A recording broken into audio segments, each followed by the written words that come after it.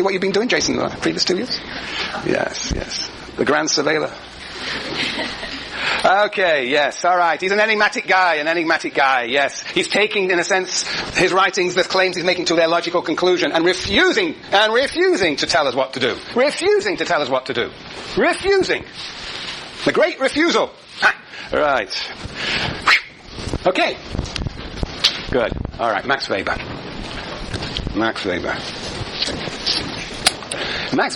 as we will see, Max Weber is probably in some sense the most complex of the social theorists we will deal with. And we're only dealing with a very small tiny fraction of his writings. But if we examine them carefully, we will get a real good sense of his entire works, in my view. Yeah. And Durkheim is the optimist, the wonders of the division of labor, the possibility of organic solidarity. And Foucault's the great pessimist, the division of labor is only discipline. Weber is going to be measured. There's a bit of this and a bit of that. It's a combination of the two. Weber had a lot of mental breakdowns, and one of the reasons, in my view, is that he was continually seeing two sides of everything. And you'll see, Max Weber, nobody uses more quotation marks around his words than Max Weber. Yes and no. He saw the world as incredibly complex. I think, sociologists for the most part see the world as complex and they try and simplify it. Marx tried to do it. He had this particular vision of simplification. Durkheim, his vision of simplification. And Foucault, his vision. Weber really tried to wrestle with the complexities of the world and to see the fact that it is always two-sided. Janus faced. It's always two-sided. There's domination and there's freedom. There's exploitation and there's struggle. Yeah, we'll see the complexity of his writings. And particularly clear when he talks about bureaucracy. So, we have to again, therefore, be careful when we read. To see this two-sided character of Max Weber's writings. So, in a sense, we're going to see very close. That's why we sandwich Foucault between Durkheim and Weber. Not only because I can never drag undergraduates through Weber after they've read Durkheim, but also because Foucault really is, in some ways, very, very similar to Weber. Very similar to Weber. Although Weber starts out from a very different standpoint, nevertheless, when he writes about bureaucracy, that bureaucracy has very close analogy to the idea of the panopticon. So we're going to see close parallels between Foucault and Weber. Yes. They're both, I think, interested in domination. Okay. Max Weber. Well, when did he live? When was he born? He was born in 1864 and he died in 1920. And he was just a quite extraordinary intellect. I mean, there's nothing this guy didn't know. He knew everything. He lived at a time when, as one of my colleagues would say, when you could know everything, potentially. And he did. He just knew everything. He was one of those chaps. Now, his brain was full. He knew philosophy. He knew the history of philosophy. He knew economics. He knew history itself extremely well. And he was, in a sense, a pioneer of sociology. The recognition of the importance of the social and of social institutions. But he brought to his sociology an enormous wealth of knowledge. His PhD was on the agrarian history of ancient Rome. And if you were to read it, you would see that in his early writings he was very Marxist. Very Marxist. He actually did analysis of the slave mode of production, ancient Rome. And actually showed how the slave mode of production, ancient Rome, the ancient mode of production, sowed the seeds of its own destruction because it ran out of slaves. It continually had to conquer in order to produce more slaves, and therefore sowed the seeds. It was a fascinating book. And in Germany, you're not satisfied with a PhD, you have to do a post-PhD dissertation. They're serious scholars in Germany. Yes. And that was on the evolution of medieval trading associations. Medieval trading associations. He was generating an understanding of the economic foundations of capitalism. That was his postdoctoral thesis. All very, very serious. And actually, one of the more interesting, that unfortunately not translated into English, well, not in the detail that he wrote about it, was a very fascinating study of migrant labor in East Germany, East Prussia, which migrant labor from Poland migrant laborers were coming to Germany, just like Mexican laborers come to the United States, and they were working on the land of the Junkers, the landed classes, the Junkers, and Weber was on a political project to show that these Junkers, the landed classes, the powerful landed classes, that they were a regressive force, because they could only use a labor repressive form of organization around these cheap laborers from Poland.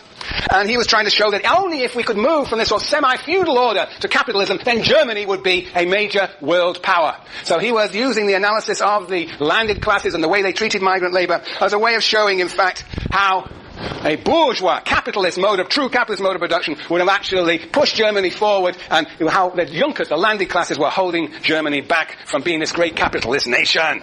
Yes. So he was engaged a lot of his life. In fact, he was a frustrated politician.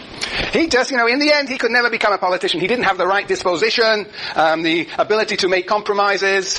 He was a great orator. He was a great orator, so it is said, but he never had the, he was a bit naive politically when you read some of the stories about what sorts of interventions he made. But his ambition was always political. In fact, the end of his life, after the end of the First World War, when was the war that Germany lost, he was actually trying to create a new constitution for Germany, for the new Weimar Republic. So he was in the business of constitution writing. There was even a possibility that at one point he would become a minister. But in the end, he really goes down in history, not as a politician, but as one of the great scholars in the history of European thought and of the founding figure, major figure in sociology. The man spoke many languages. I actually don't know how many, but probably up to, let's guess, 10.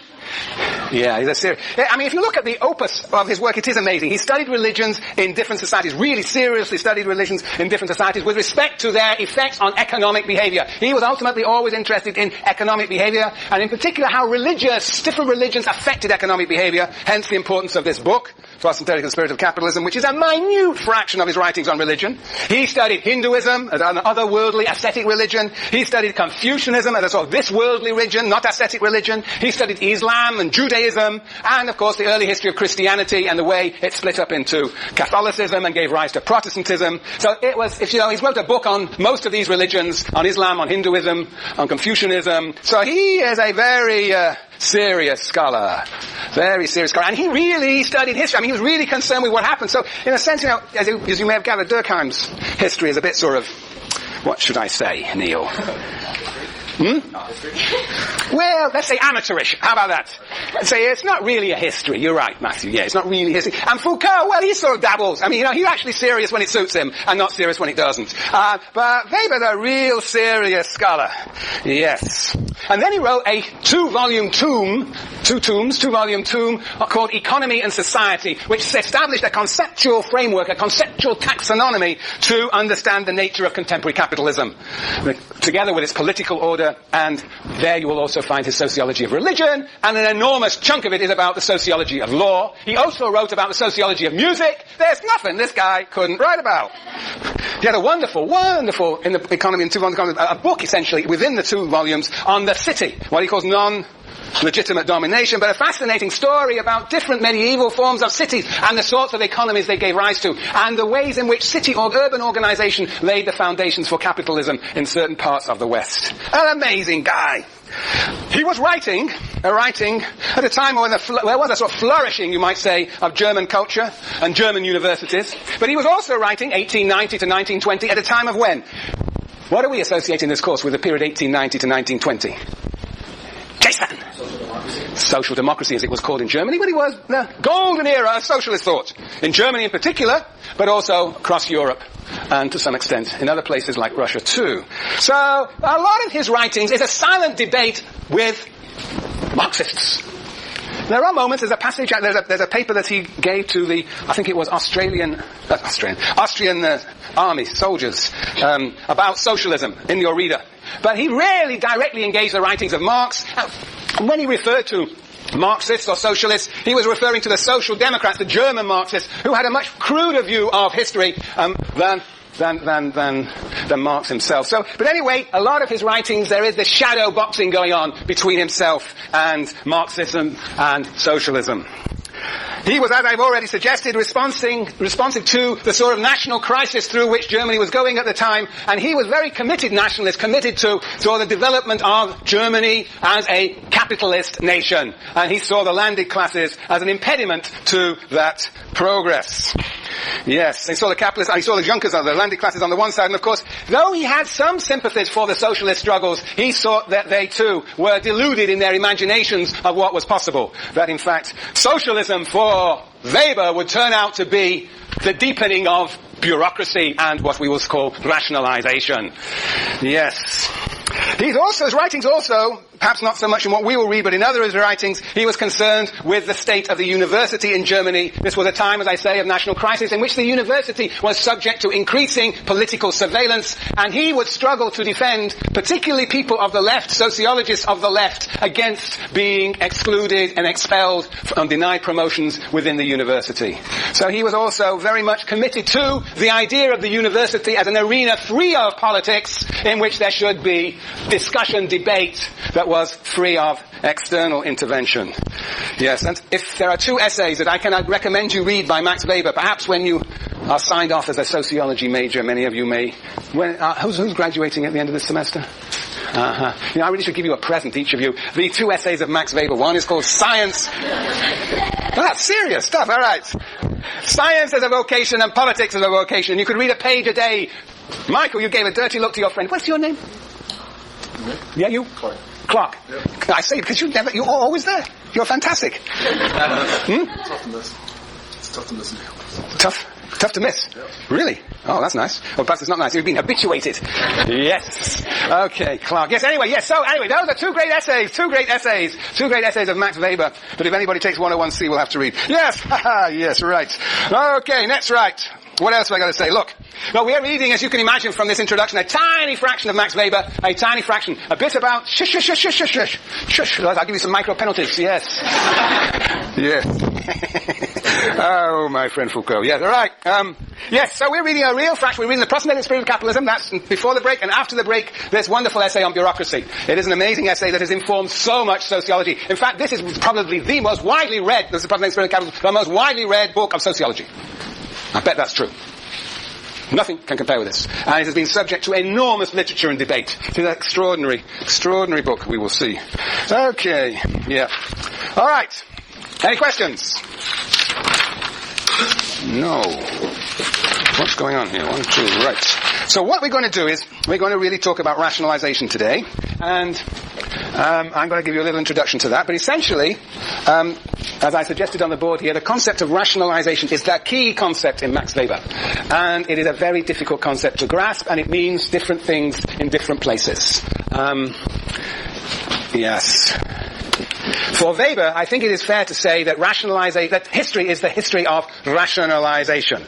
Now, what do you think rationalization is first and foremost? Well, I will not. Yeah. Well, anybody have any idea what rationalization means? Anybody? Any thoughts on this matter? Anybody hazard a guess? Anybody?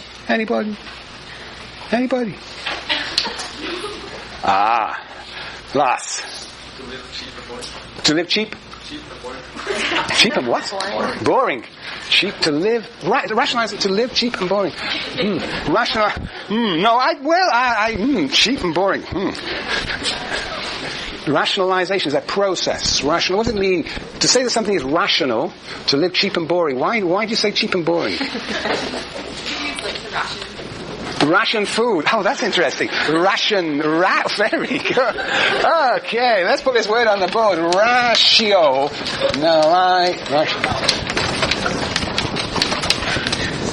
Ratio.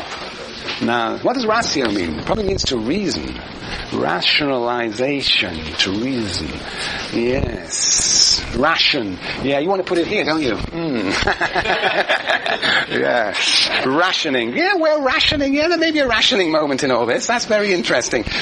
Lawrence, thank you for helping Lars out. He needed it badly. Yeah. Annie. Maybe increased cost-benefit analysis. Increased cost-benefit analysis. Yes. What do you think, Jason, number 2? Definition of rationalization? Well, definition, what do you think it means? Definition is too much to ask. The ability for organized logical thinking. Ability to? The ability for organized and logical thinking. Logical. Yes. Very good. Logical thinking, cost-benefit analysis. These are good associations. Perhaps living cheaply. We'll see that in a second. Jessica. Like justification of your actions. Very good. To rationalize something. Yes. To rationalize, to justify, to give a reasonable reason for why one does something. Yes, that's interesting. Yes. Courtney. I feel like it also has to do with taking a lot of different things into account before making a decision. So figuring out rationally what means one wants to adopt towards a particular end. Yes, Alex. Demystification. Whoa, what a word. That's a bigger word than rationalization. Demystification. That's longer than demystification.